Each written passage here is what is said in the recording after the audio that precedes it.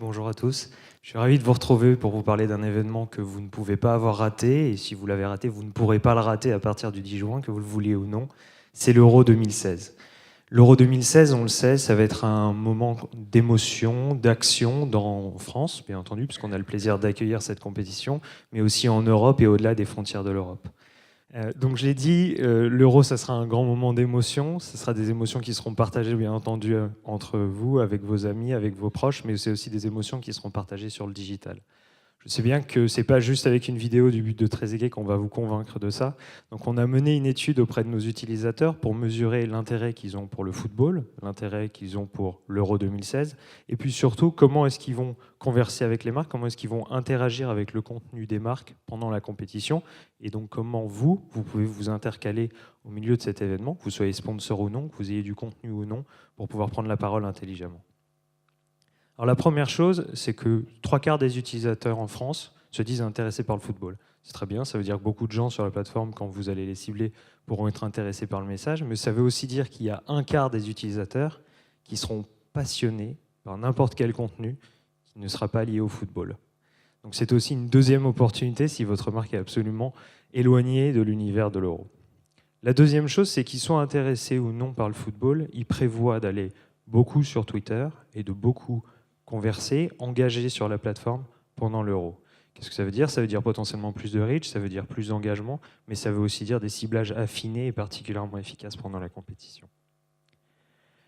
Pour vous prouver qu'ils vont plus s'engager et être plus présents sur la plateforme, on a cet exemple qui nous vient d'Angleterre qui date d'il y a quelques semaines. Si vous êtes familier avec le football anglais, vous savez que le petit pousset du championnat, Leicester, qui était donné à gagnant à 5000 contrats en début de saison, a remporté le championnat en fin de saison.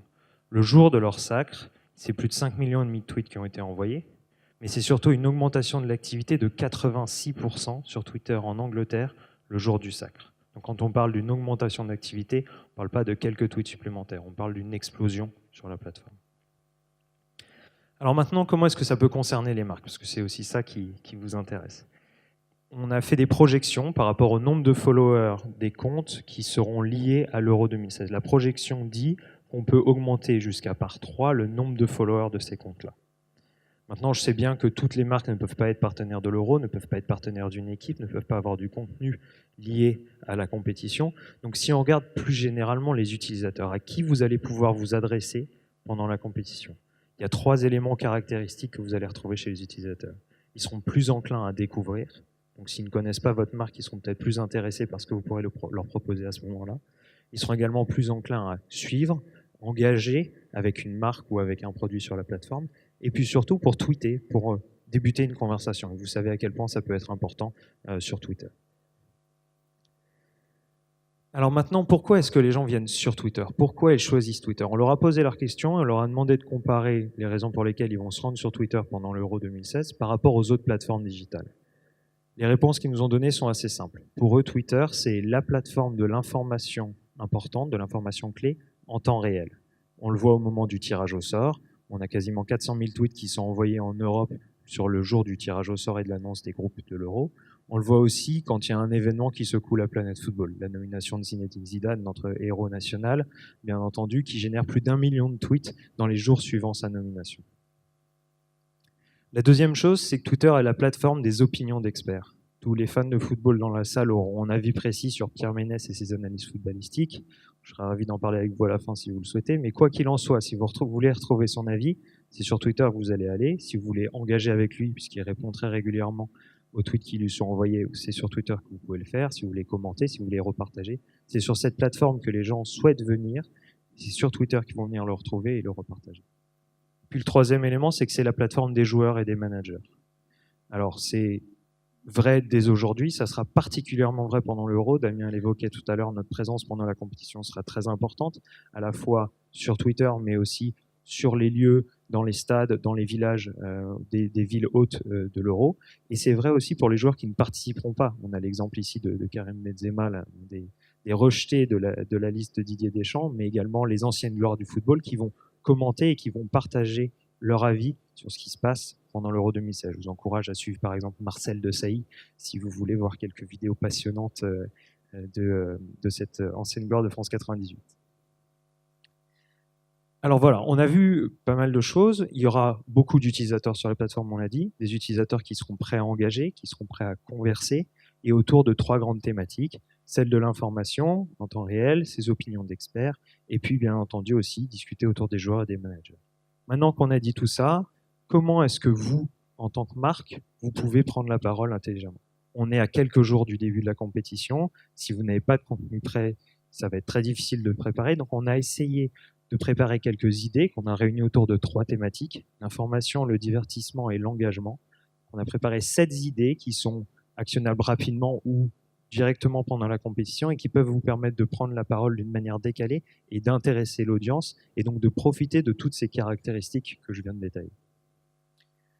Le premier, je dirais, c'est que c'est un mélange d'information et d'innovation. Le format qu'on vous montre là juste derrière, c'est un format qui n'existe pas encore, qui va sortir dans le courant du trimestre et qui sera réservé à un nombre très limité d'annonceurs au départ. Ce format-là, qui s'appelle le Promoted Tweet Carousel, c'est simplement la possibilité de mettre en avant un carrousel de tweets pour raconter une histoire. Ça peut être les tweets d'une marque, ça peut être des tweets de partenaires, ça peut être des tweets d'ambassadeurs ou d'utilisateurs lambda qui acceptent de faire partie de cette promotion. Dans l'idée ici, on vous propose de mettre en avant une sorte de revue de presse permettant de repasser un match, un événement ou quoi que ce soit qui se soit passé pendant la compétition et qui permet à chaque utilisateur, qui encore une fois, ne l'oubliez pas, vient sur la plateforme pour trouver des informations, pour se renseigner au sujet de la compétition, donc pré-mâcher le travail pour cet utilisateur et lui permettre de découvrir tout de suite tout ce qui a compté sur les 24 dernières heures par exemple. Toujours dans l'idée d'informer, Luc tout à l'heure viendra vous parler de la plateforme Niche. Vous pouvez aussi utiliser l'écosystème de créateurs qui peuvent créer du contenu pour Vine, pour de la vidéo ou via des GIFs et qui peuvent vous permettre de contourner un peu ce problème épineux des droits. Puisque bien entendu c'est extrêmement difficile d'avoir accès aux droits des buts et des actions qui auront lieu pendant l'Euro. Ici avec les 2 exemples que vous avez juste derrière moi, on voit des manières qui ont été utilisées pendant la dernière Coupe du Monde de reproduire des actions et de les repartager. Alors au-delà d'être pratique par rapport au droit, c'est aussi très ludique et ça fonctionne très bien parce que c'est du joli contenu que les utilisateurs auront plaisir à repartager. En parlant de contenu de qualité, bien entendu, je ne peux pas ne pas parler de Periscope. Je vois que Julien Lepers fait beaucoup sourire, tant mieux. On peut imaginer pendant l'Euro ne pas avoir à produire de contenu du tout et simplement profiter de Periscope pour générer du contenu en live au moment où l'action va se passer. Alors ça peut être des analyses d'experts si vous avez la possibilité d'avoir un commentateur ou un spécialiste du football. Ça peut être simplement aussi le fait de transporter l'utilisateur, l'internaute, jusque dans les stades, autour des stades, dans les villages des villes qui seront hôtes de l'Euro. Le plus important, c'est de ne pas oublier que Periscope, c'est aussi une manière pour les gens de voyager et leur proposer ne serait-ce que de voir comment l'Euro se passe autour d'un stade ou encore mieux à l'intérieur d'un stade sans même avoir des accès spécifiques, leur permettra déjà d'avoir un accès et une vision qu'ils n'auraient pas ailleurs. Bien entendu, si vous avez Julien Lepers, c'est encore mieux, mais ça, c'est la cerise sur le gâteau. Toujours dans l'idée de divertir, le football reste quand même un sport de spécialistes, d'amateurs, d'esthètes, certains diront.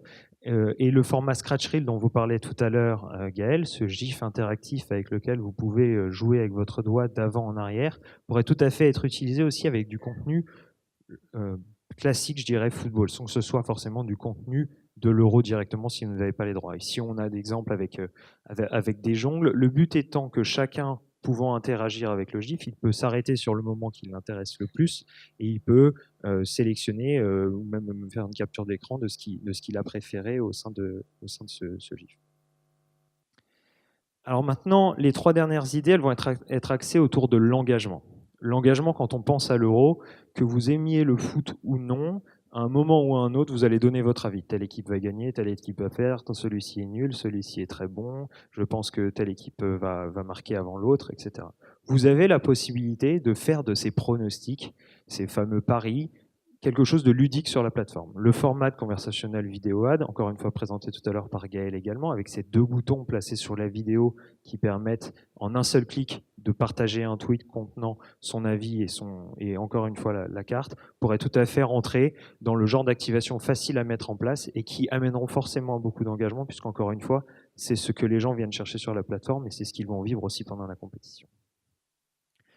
Une autre manière de faire des pronostics, c'est ce qu'a fait le PSG avec un Vine. C'est tout aussi simple qu'efficace. Au moment du tirage au sort des quarts de finale de la Ligue des Champions, il proposait simplement de donner le hashtag du match que l'on souhaiterait voir pour le quart de finale du PSG.